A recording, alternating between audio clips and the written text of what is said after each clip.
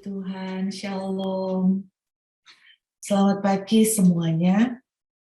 Saya mengajak kita membaca renungan kita pagi hari ini. Diambil dari Mazmur pasal yang ke-40.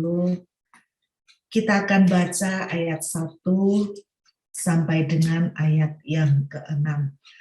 Untuk pemimpin biduan Mazmur Daud. Aku sangat menanti-nantikan Tuhan.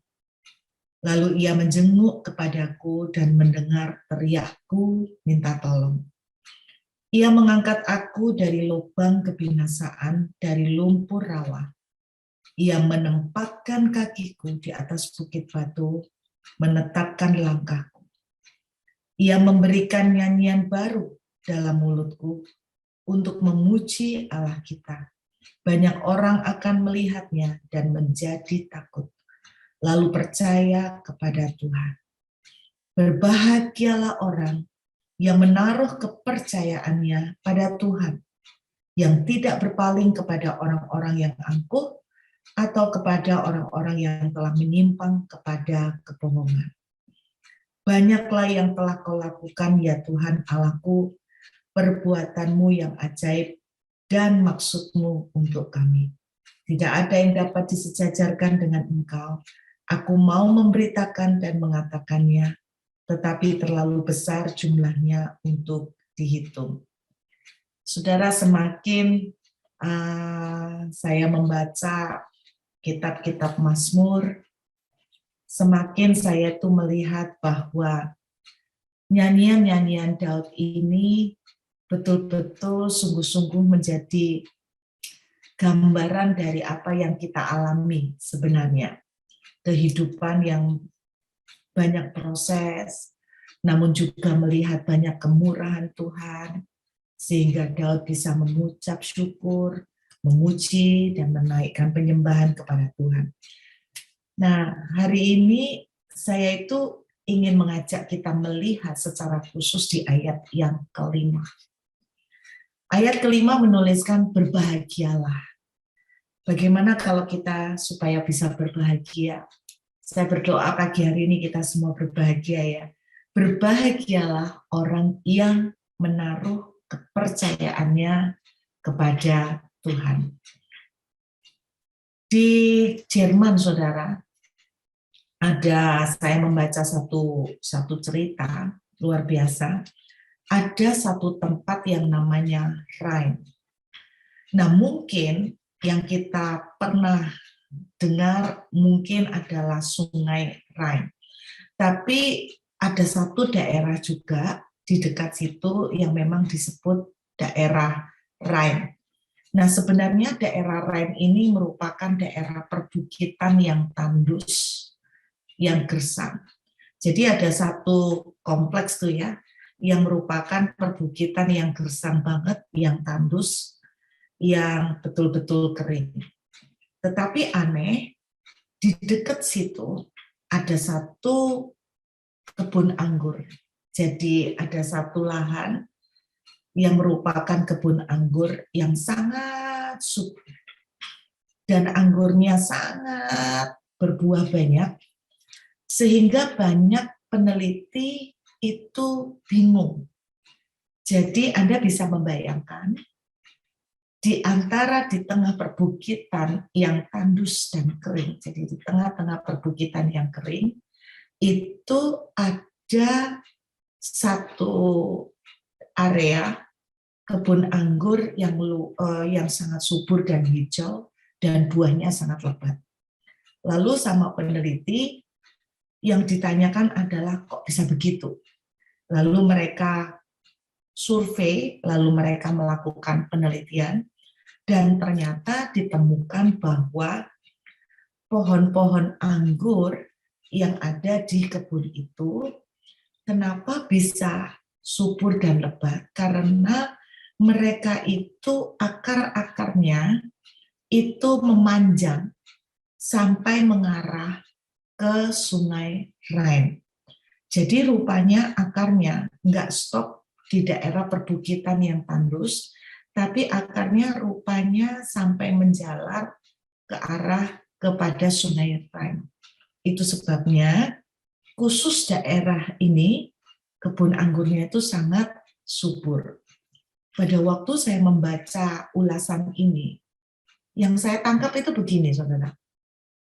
Tanah sekelilingnya itu kering, tetapi kenapa dia tidak kering? Jadi kenapa kebun anggur ini bisa subur?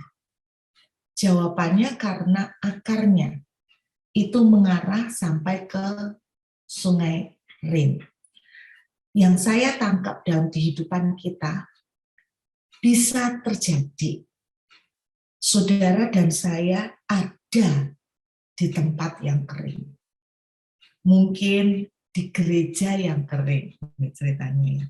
Mungkin di pekerjaan yang kering. Mungkin dalam kondisi yang gersang dan tandus. Tetapi itu bukan menjadi sebuah excuse atau alasan bahwa saudara ikut kering. Nah, banyak dari kita menyalahkan kita punya lingkungan. Misalnya, kenapa saya nggak bertumbuh? Karena lingkungan saya juga kering. Kenapa bisnis saya nggak jalan? Karena lingkungan saya juga nggak mensupport, nggak mendukung. Kenapa saya nggak bisa berhasil? Karena keadaan saya tidak ada yang mendukung. Nah, seringkali ini kita jadikan sebagai sebuah excuse. Kalau saya melihat dari cerita kebun anggur di daerah perbukitan Rhine ini, Tuhan itu seperti mencelikkan saya satu hal itu gini, bahwa bukan soal tanahnya di mana kamu ada, bukan soal lingkungannya di mana kamu ditaruh, bukan soal kondisi kering seperti apa di mana kamu tumbuh.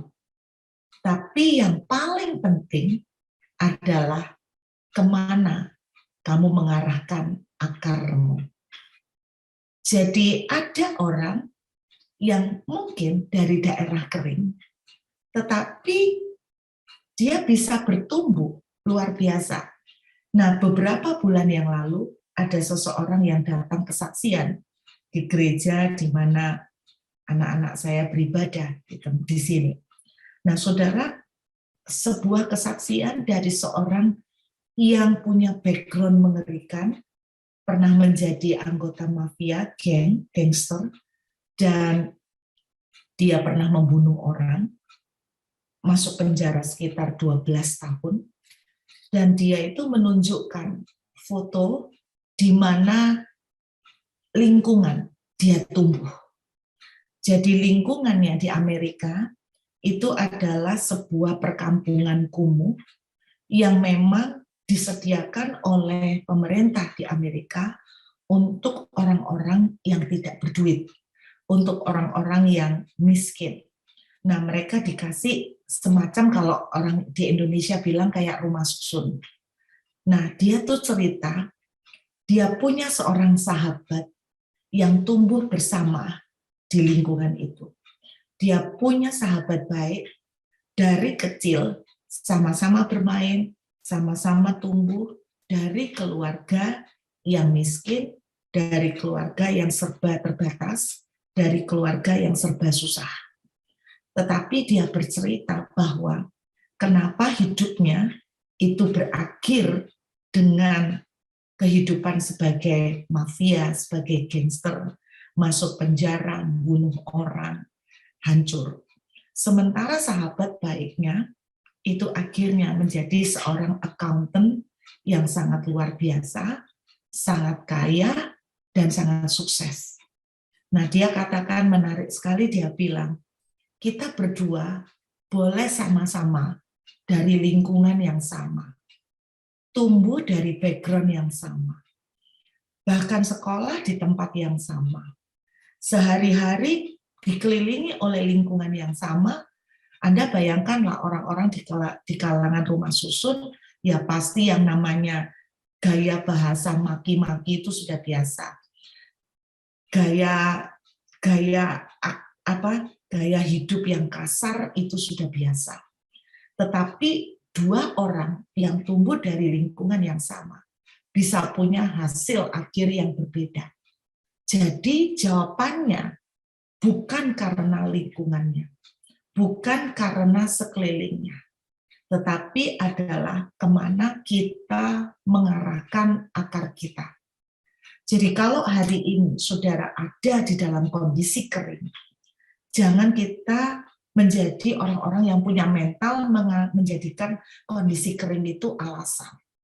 Lalu kita bilang, aku tidak berhasil karena kondisiku beda sama dia. Kalau dia enak, semua keluarganya mendukung, semua saudara-saudaranya bantu. Kalau aku single fighter, sendirian, tidak ada yang nolong.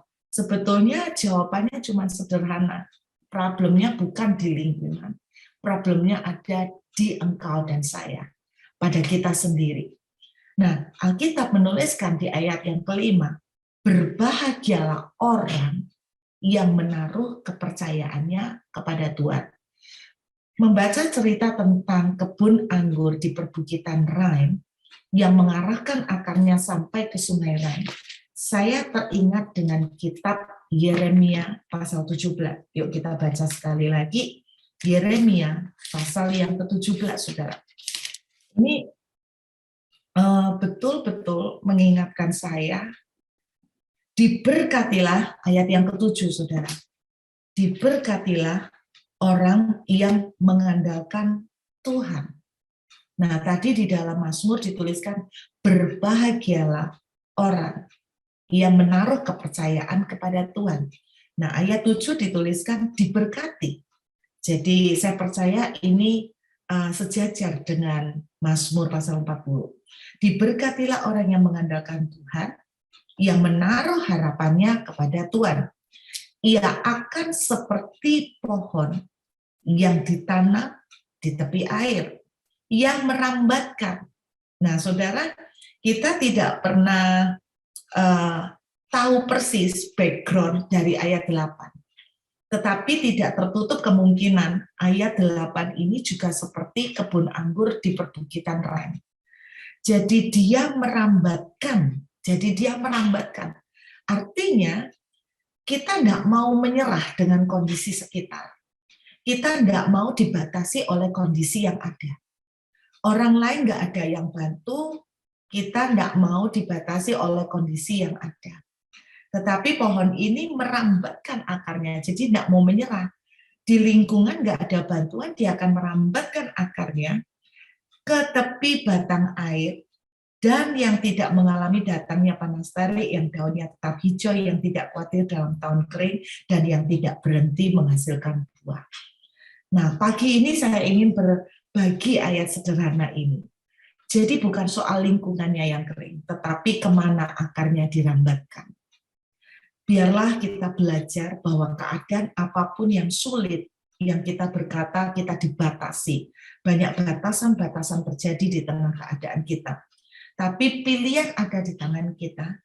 Kita mau membuat akar kita cukup stay di tempat, atau kita mau merambatkan sampai menemukan sumber air.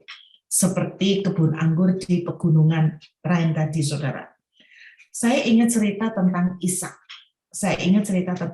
Di mana ketika Ishak itu ada di tanah yang kering, kita bisa melihat bahwa dia mengalami berkat yang luar biasa 100 kali lipat. Nah, saya sering kali ngomong begini, yang menjadi persoalan bukan soal tanahnya, yang menjadi persoalan bukan soal cuacanya, yang menjadi persoalan adalah bukan soal lingkungannya. Tetapi saya percaya yang menjadi persoalan adalah Ishak mengarahkan akarnya kemana. Dia menanamkan akarnya, merambatkan akarnya kemana. Nah, ayat 7 dan 8 dari Yeremia 17 itu mengatakan merambatkan akarnya ke tepi batang air, yang di sini adalah berbicara tentang Tuhan. Berarti di ayat ini dikatakan bahwa orang yang mengharapkan, menaruh harapan, mengandalkan ke Tuhan, walaupun lingkungannya kering, dia tetap akan mendapatkan panen. Walaupun tidak ada orang yang bantu, dia akan tetap melihat kemenangan. ayat ini sebetulnya sejajar juga dengan Mazmur pasal 1 ya. Orang yang merenungkan firman Tuhan itu seperti pohon yang ditanam di tepi aliran air. Jadi mengandalkan Tuhan. Nah, saudara berbicara tentang arahnya akar kemana, yaitu kepada Tuhan. Mengakar kepada Tuhan di sini. Apa maksudnya mengandalkan Tuhan? Apa maksudnya dari kita itu menyerahkan kepercayaan kita kepada Tuhan? Nah, waktu saya merenungkan pertanyaan ini, saya nangkep satu hal gini. Kita ini mengandalkan siapa, itu terutama akan terlihat saat kita kepepet. Benar nggak? Coba saudara pernah berpikir nggak, waktu saudara kepepet, siapakah yang pertama kali saudara bayangkan untuk Anda datangin untuk minta pertolongan? Nah, sebetulnya itulah yang kita andalkan. Kalau kita kepepet, yang keinget pertama kali, oh saudara gue yang punya duit banyak, gue bisa ngutang. Berarti sebetulnya yang kita andalkan bukan Tuhan. Yang kita andalkan adalah orang lain. Nah, Yeremia pasal 17 bilang begini, terkutuklah orang yang mengandalkan manusia. Terkutuk loh. Terkutuk itu serem. Berarti Anda mendatangkan kutuk. Gampang banget mendatangkan kutuk. Mengandalkan orang, mendatangkan kutuk. Saudara, nah itu seperti semak bulus katanya ya. Berarti tanah yang kering. Nah, pada saat kita kepepet, disitulah akan kelihatan siapa yang kita andalkan. Ya, saya berharap jangan ketahuan setelah kita kepepet, saudara ya. Paling tidak kita harus tahu kita mengandalkan siapa. Kalau saat kita kepepet butuh duit, yang kita pikirkan langsung kartu kredit, berarti kartu kredit itu yang kita andalkan. Saya pernah dikasih pertanyaan begini, Bu, kartu kredit itu boleh nggak sih? Nah, mentor saya, Bapak Rohani saya itu punya jawaban yang ya dibilang lucu, tapi ya dipikir-pikir benar juga. Jadi ada yang tanya sama dia juga, Kak, boleh nggak sih kita punya kartu kredit, kita pakai kartu kredit? Dia bilang begini, jawabannya dia gini, bukan, pertanyaannya sebetulnya bukan boleh atau tidak boleh. Nah, orang kan selalu bilang boleh atau tidak boleh. Nah, dia jawab gini, pertanyaannya adalah gini, bisa tidak kamu hidup tanpa kartu kredit? Kalau jawabannya tidak bisa, ya berarti ya kamu terpaksa harus punya kartu kredit daripada kamu mati karena tidak punya kartu kredit. Dibilang begitu. Tapi kalau dipikir-pikir, apa yang dia jawab itu sebetulnya pengertiannya itu sederhana. Siapa yang kamu andalin? Kalau kamu benar-benar nggak bisa hidup tanpa kartu kredit, ya berarti kamu daripada mati ya pakai kartu kredit, itu masuk kakak rohani saya.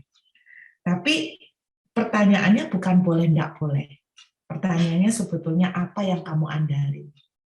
Jadi kalau kita saat kepepet duit, apa yang saudara dan saya andalkan?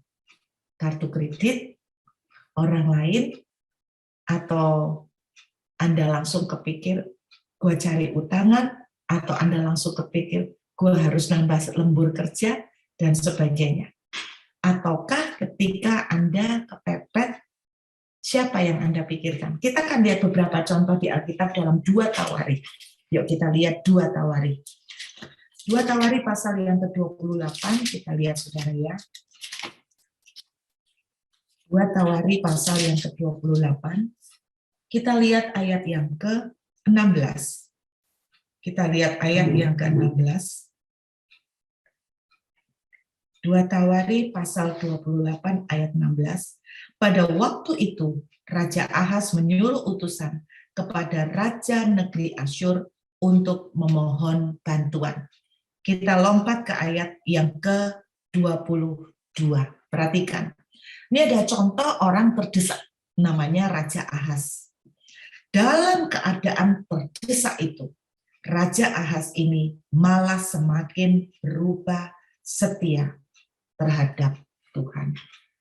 Jadi ini contoh orang yang dalam kondisi terdesak, dia lari kemana? Dia minta bantuan Raja Asyur. Jadi dia minta bantuan manusia. dia mengandalkan orang.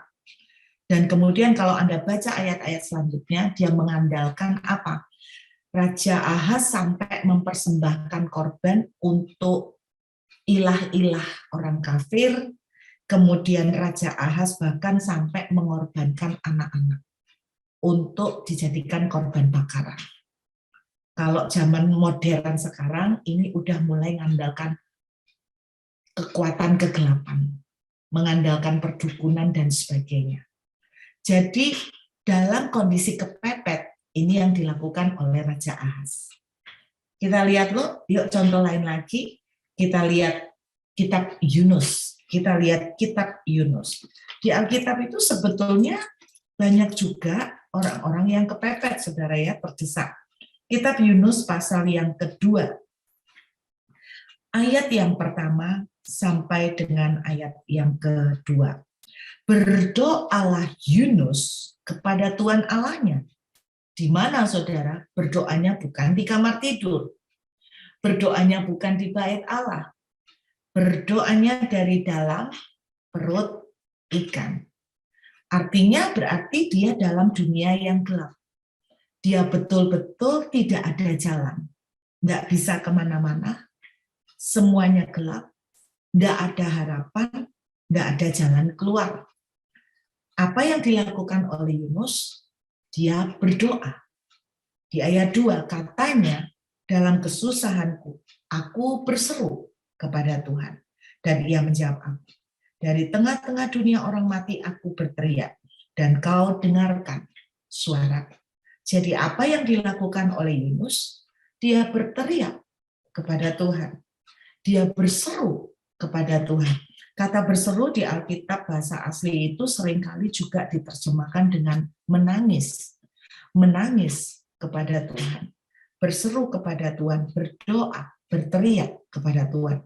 Ini yang dilakukan oleh Yunus di masa terdesak. Kita lihat satu contoh lagi, orang yang terdesak dalam 1 Samuel pasal yang ke-30, ayat yang ke-6. 1 Samuel pasal 30, ayat yang ke-6. Dalam ayat yang ke-6 ditulis begini, dan Daud sangat terjepit, karena rakyat mengatakan, hendak melempari dia dengan batu. Seluruh rakyat itu telah pedih hati, pahit hati ya, masing-masing karena anaknya laki-laki dan perempuan. Tetapi Daud, nah Anda lihat kalimat ini, ketika dia terdesak, terjepit, apa yang dia lakukan? Menguatkan kepercayaannya kepada Tuhan Allahnya. Saya pernah dulu menggambarkan bagaimana ya cara Daud menguatkan kepercayaan.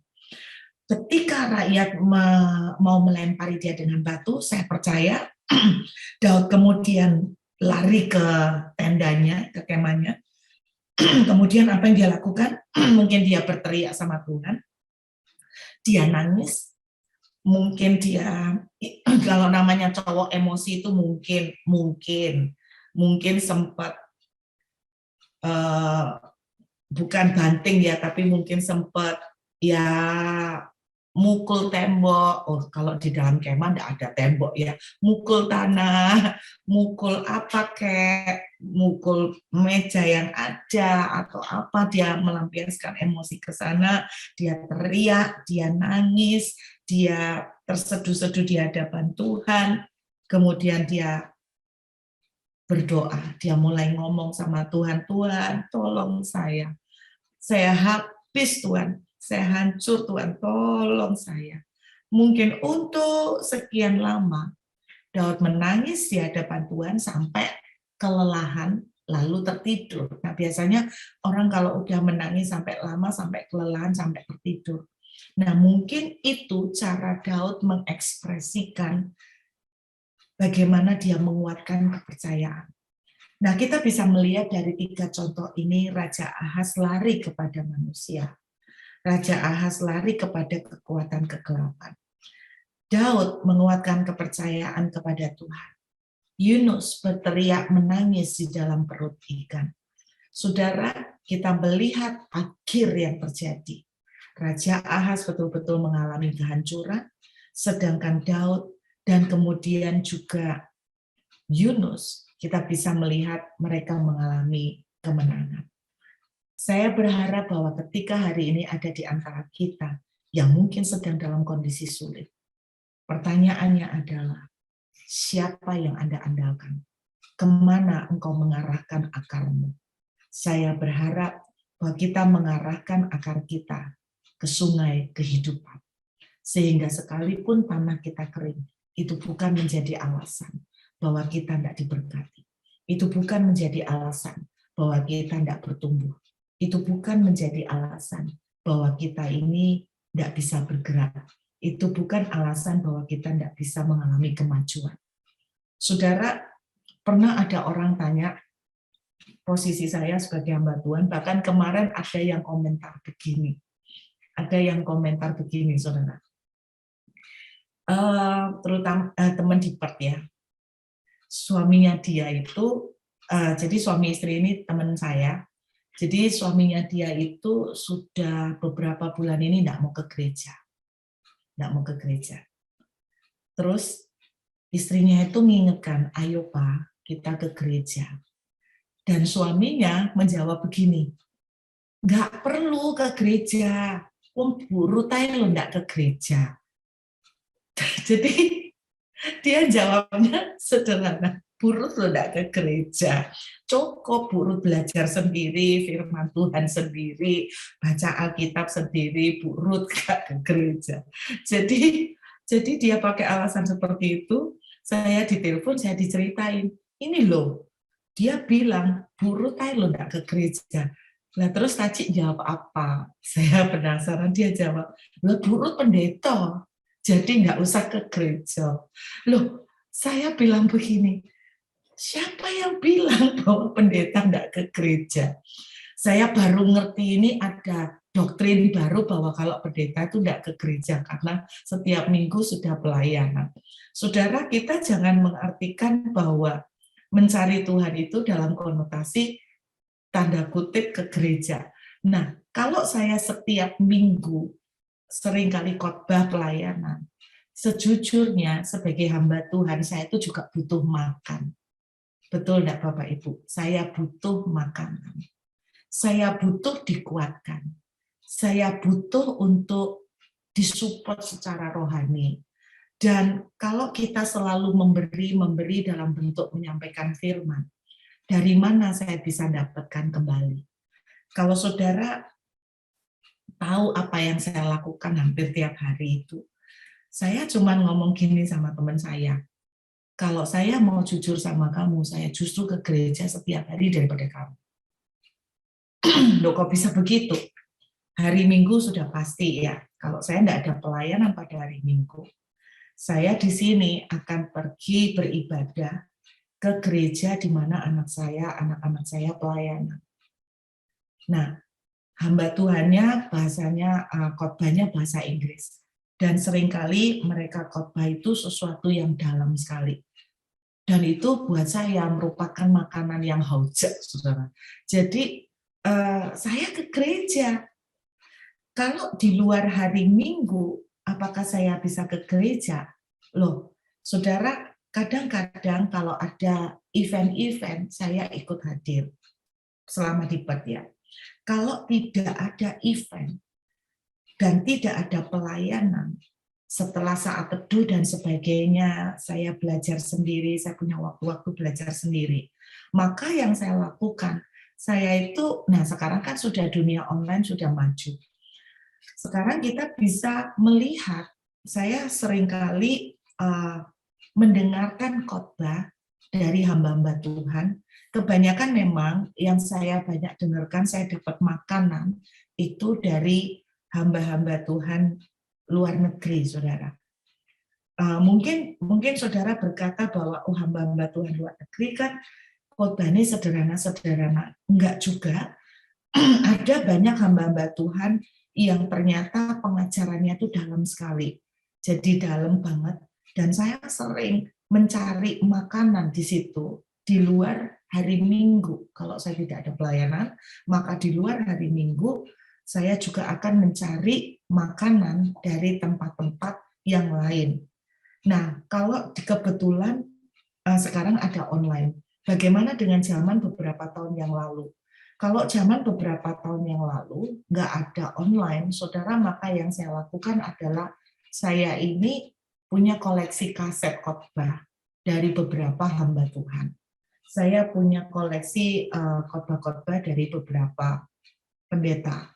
Jadi itu yang saya lakukan, saudara. Saya membaca buku, dan dari buku-buku itu saya mendapatkan banyak sekali pelajaran-pelajaran. Jadi saya terus cari makan.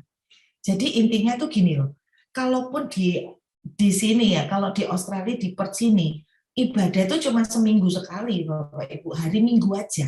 Jadi kita tuh enggak ada doa malam, doa puasa, itu enggak ada. Komsel pun jarang. Jadi Anda bisa bayangkan kalau ngandalin seminggu sekali, itu ibarat saudara itu dapat asupan airnya itu seminggu sekali. Nah, Anda bisa bayangkan pohon, kebun yang disiram seminggu sekali, dengan kebun yang akar-akar pohonnya merambat di tepi sungai, itu pasti beda tingkat kesuburannya, betul nggak? Pasti beda. Nah, apa yang saya lakukan, saya nggak mengandalkan cuma 1 minggu sekali. Saya merambatkan akar saya kemana-mana, saudara. Dalam arti, walaupun hari Minggu itu cuma hari Minggu aja di sini, hari Senin sampai dengan Sabtu, saya bisa merambatkan akar saya ke tempat-tempat di mana saya tuh cari makan, saudara.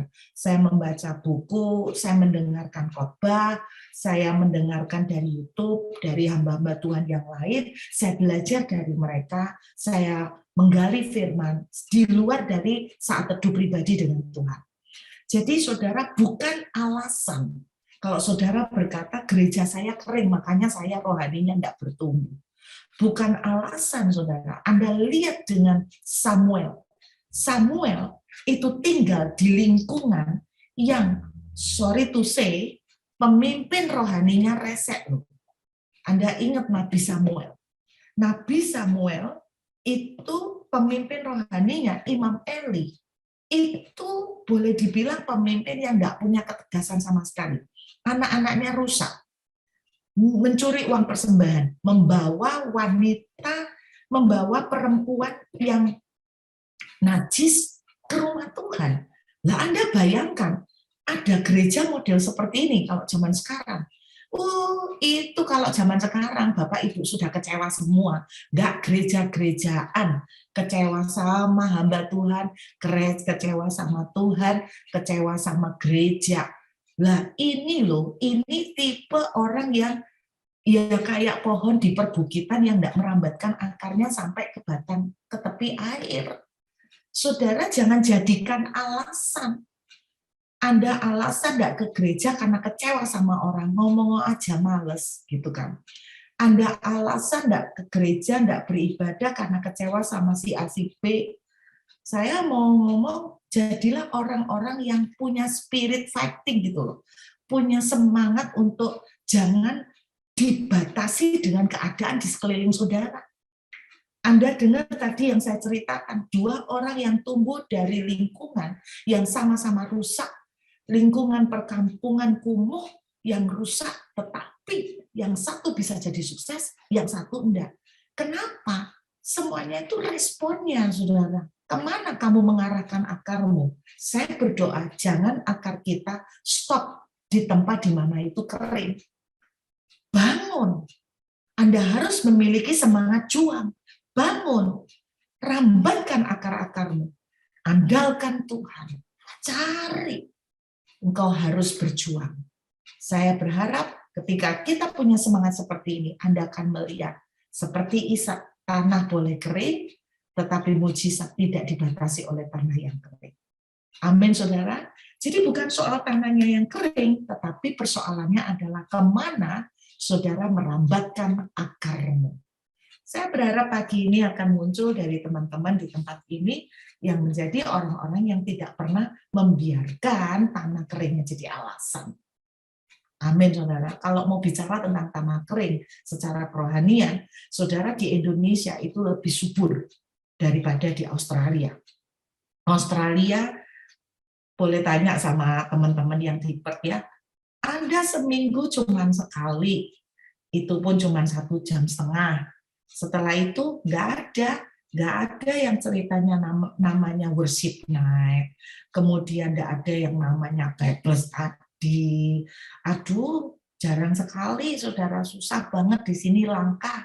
Persekutuan doa itu loh jarang banget, saudara. Jadi kalau ditanya guru banyak nganggur, iya sebetulnya saya banyak istirahat. Kalau di Perth ini masa istirahat, tapi di dalam istirahat saya gali gitu loh. Justru pada masa-masa saya di Australia itu saya mendapatkan banyak hal-hal baru dari firman. Saya belajar banyak itu justru ketika masa-masa di Australia. Karena waktu saya banyak banget untuk cari makan firman, cari makanan rohani. Saya tidak mau membiarkan akar saya cuma terbatas karena kondisi, tapi saya mau merambatkan akarnya sampai ke tepi sungai kehidupan. Amin. Saya percaya bahwa ketika kita melakukan ini, kita akan menjadi orang-orang yang bertumbuh. Sekalipun kita ada di kondisi yang kering. Tapi kita bisa menjadi orang yang rohaninya luar biasa, menjadi orang yang matang di dalam kedewasaan dengan Tuhan. Yuk kita menghampiri Tuhan, kita siapkan hati untuk perjamuan kudus. Bapak, kami mengucap syukur buat pagi hari ini. Terima kasih untuk kebenaran firman-Mu. Hamba berdoa biar setiap kami, Tuhan, akan menjadi orang-orang yang tidak dibatasi oleh keadaan. Dan menjadikan alasan untuk menjadi excuse buat kami, bahwa kami tidak bisa diberkati, kami tidak bertumbuh, kami tidak bisa maju, tapi biarlah kami menjadi orang-orang yang tidak menyerah, merambatkan akar-akar kami sampai kepada sungai kehidupan, mengharapkan dan menaruh kepercayaan kepada Tuhan. Terima kasih Bapak, kami bersyukur. Mari saudara kita sama-sama angkat roti di tangan kanan kita. Terima kasih untuk tubuh-Mu yang dipecah-pecah buat kami.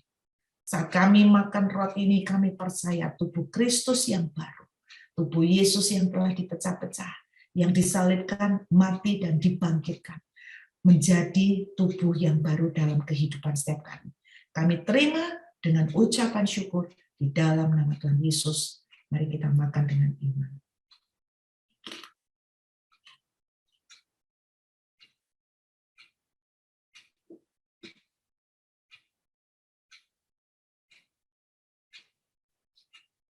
Mari sama-sama kita angkat anggur di tangan kanan kita. Terima kasih untuk darah perjanjian baru yang telah dicurahkan bagi kami semua.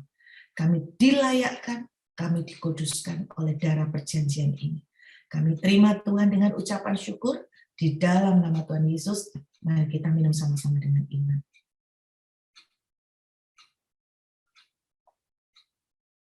Terima kasih Bapa, buat pagi hari ini segala kemuliaan kami kembalikan hanya di dalam nama Tuhan Yesus kami berdoa. Amin.